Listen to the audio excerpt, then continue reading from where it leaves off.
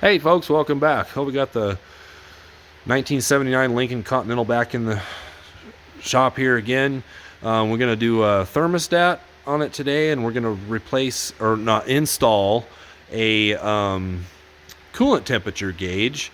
Now that it's gotten a little bit colder, so I daily drive this car, and weather's still, really good there. I usually don't drive in snow, but weather's still pretty good, so everything, it's getting a little bit colder. So I noticed that we didn't have a blower motor when you'd put your HVAC control into heat mode.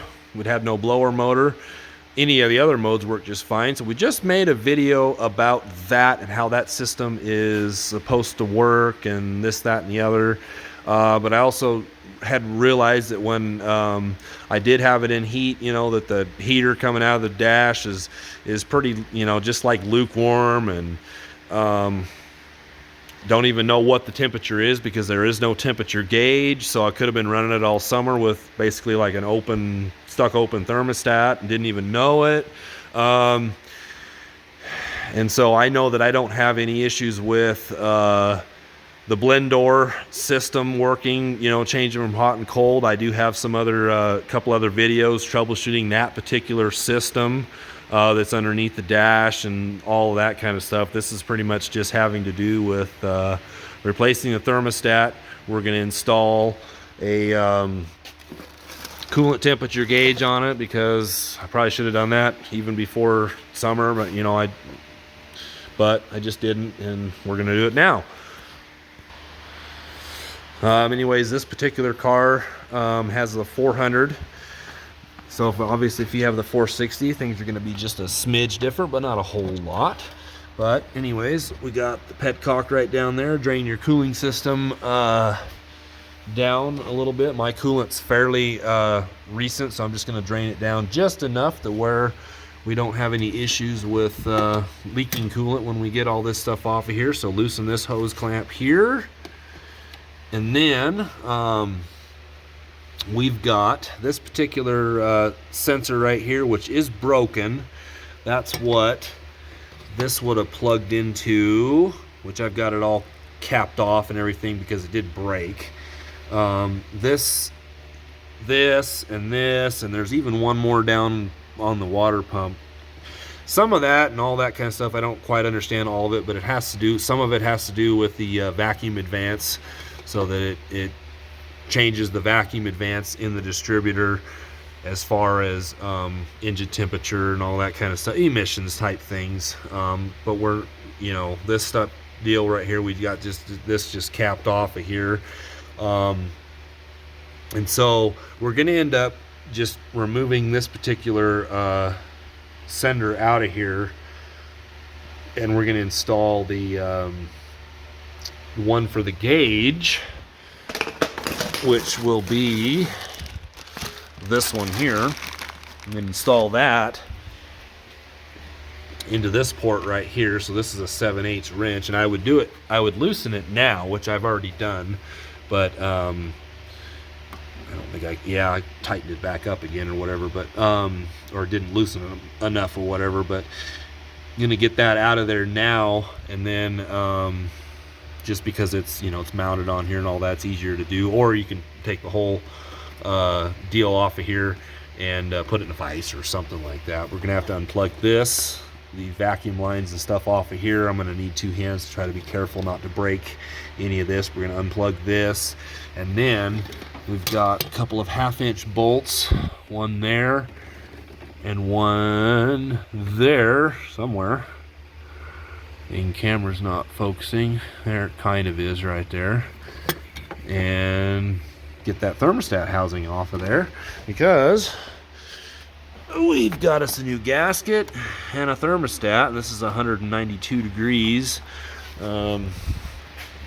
So that's not too bad on that. And then we'll after we, like I said, after we get this thing mounted on here, we'll go ahead and thread in that sensor there, and we'll run the wires through wherever we're going to run to and mount the gauge and all that stuff. So we'll just keep on going. All right, so when you pull this off, that's what it's going to look like.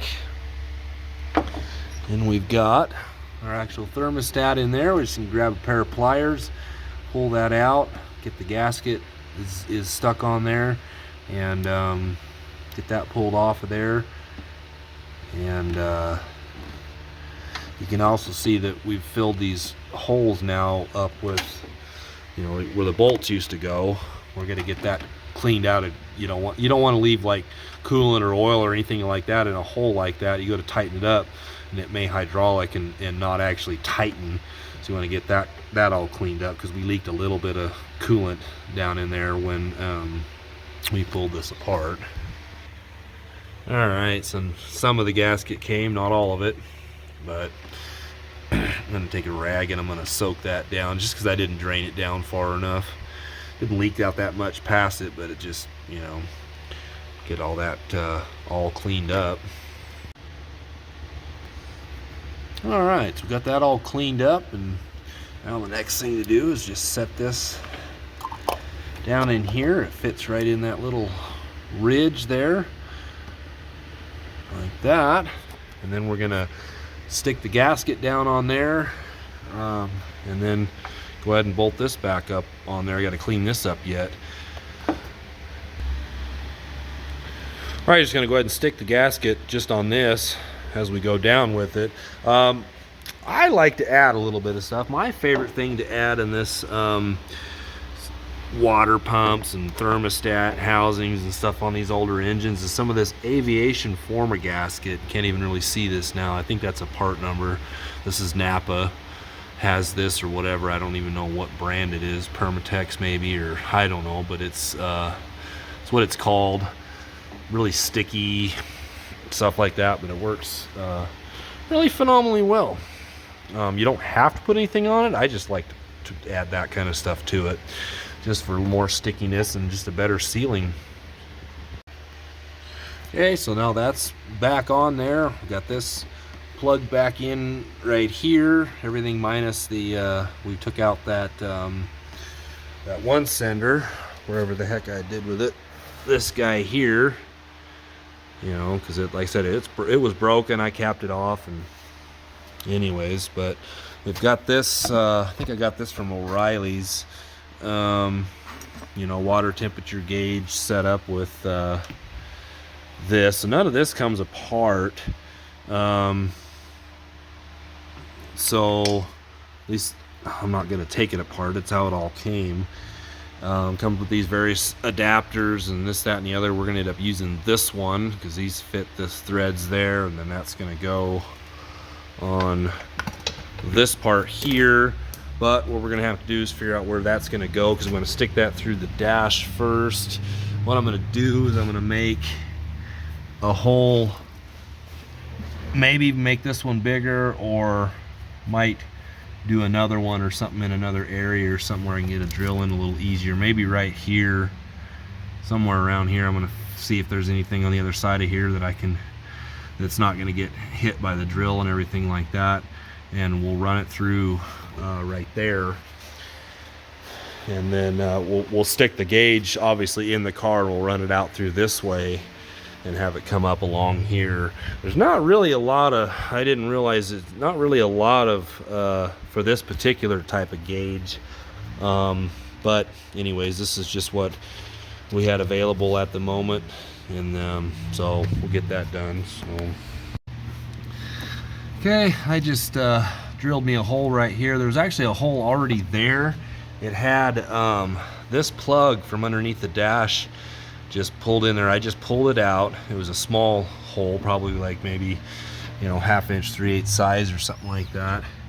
And you know, just drilled this bigger. It's real easy to thin stuff to drill through. And then I just went ahead and pulled this through. So now the gauge is on the inside there. So now all I got to do is just pull this through and snake it in back behind in there. Okay, so then the way this works is this bushing screws into like here, and then your actual temperature probe goes right into there after that's tightened up. And it's just like that. Then you're ready to Put their upper hose back on, tighten the clamp, get it refilled, and you're going to mount your gauge at wherever you're going to put it.